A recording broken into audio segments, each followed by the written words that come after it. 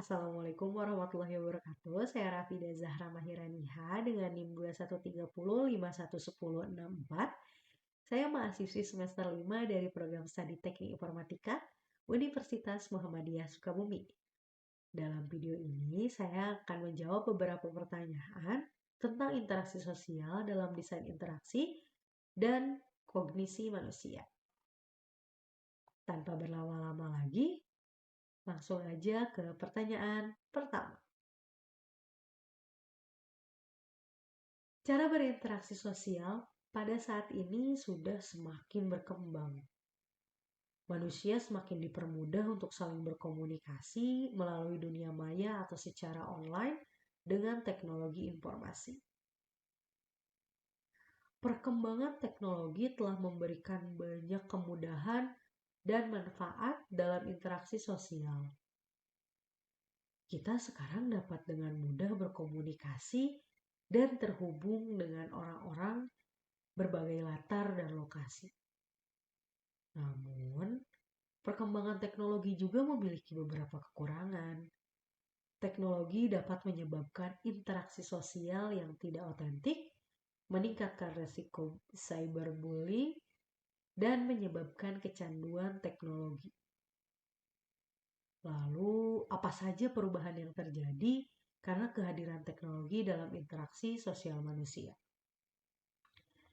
Perubahan yang paling signifikan adalah bahwa interaksi sosial menjadi lebih virtual.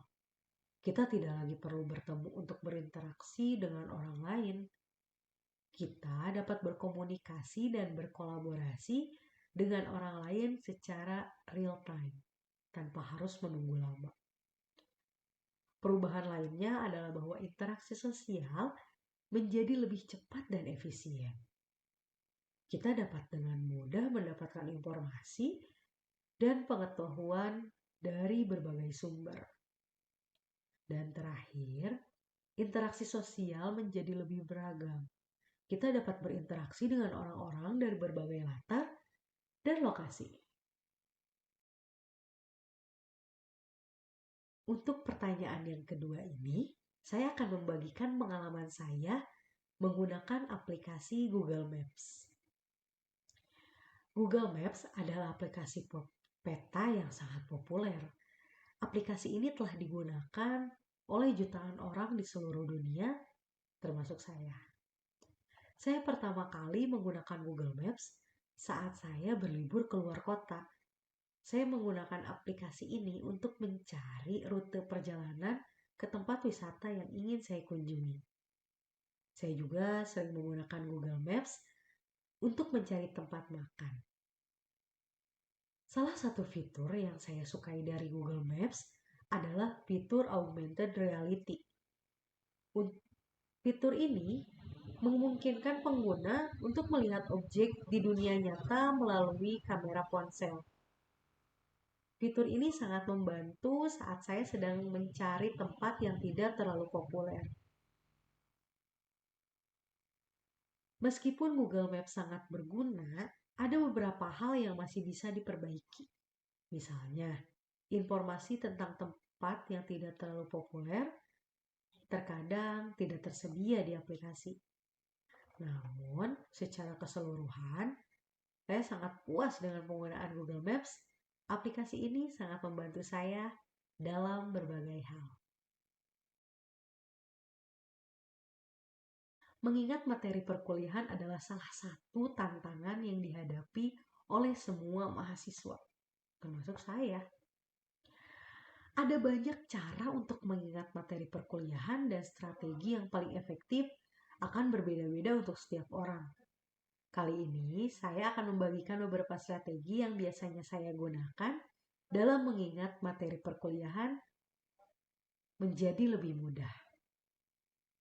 Strategi yang pertama adalah memahami materi secara mendalam, bukan hanya menghafal, tetapi pahami juga konsep dasarnya. Dengan memahami materi, saya akan lebih mudah mengingat materi dalam jangka panjang. Untuk yang kedua, adalah melakukan latihan soal secara rutin untuk memastikan bahwa materi sudah dipahami dengan baik. Untuk yang ketiga adalah membuat catatan menjadi lebih rapih dan mudah dipahami agar saat dipelajari kita lebih paham. Strategi keempat adalah menggunakan metode mnemonik. Metode mnemonik adalah teknik untuk mengingat informasi menggunakan asosiasi atau kata kunci, seperti membuat akronim, membuat kalimat, atau menggunakan gambar. Dan strategi yang terakhir adalah beristirahat. Jangan pernah memaksakan diri untuk belajar terus-menerus. Beristirahatlah sejenak untuk menyegarkan pikiran dan membuat lebih fokus saat belajar. Itu adalah beberapa strategi yang biasa saya gunakan untuk mengingat materi perkuliahan agar menjadi lebih mudah. Untuk pertanyaan keempat ini adalah aplikasi atau software yang penggunaannya cukup sulit ditinjau dari aspek kognisi manusia, menurut saya adalah Adobe Photoshop. Kenapa Photoshop sulit digunakan? Terutama bagi pemula. Ada beberapa alasan. Yaitu yang pertama, banyaknya fitur dan menu. Photoshop memiliki lebih dari 200 fitur dan menu. Ini mungkin membuat pemula merasa bingung dan kewalahan. Yang kedua, istilah dan terminologi yang tidak begitu familiar. Photoshop menggunakan beberapa istilah dan terminologi yang mungkin tidak familiar bagi pemula, seperti layer, blending mode, dan adjustment layer. Terakhir, keterkaitan antar fitur. Banyak fitur di Photoshop yang saling terkait. Ini berarti pengguna harus lebih memahami cara kerja masing-masing fitur untuk dapat menggunakannya secara efektif. Untuk membuat kue yang enak, kita harus tahu cara menggunakan peralatan dan bahan-bahan. Begitu pula dengan Photoshop. Kita harus tahu cara menggunakan fitur dan menunya untuk membuat hasil yang diinginkan. Nah, itu dia penjelasan singkat dari beberapa pertanyaan tentang interaksi sosial dalam desain interaksi dan kognisi manusia. Semoga bermanfaat. Assalamualaikum warahmatullahi wabarakatuh.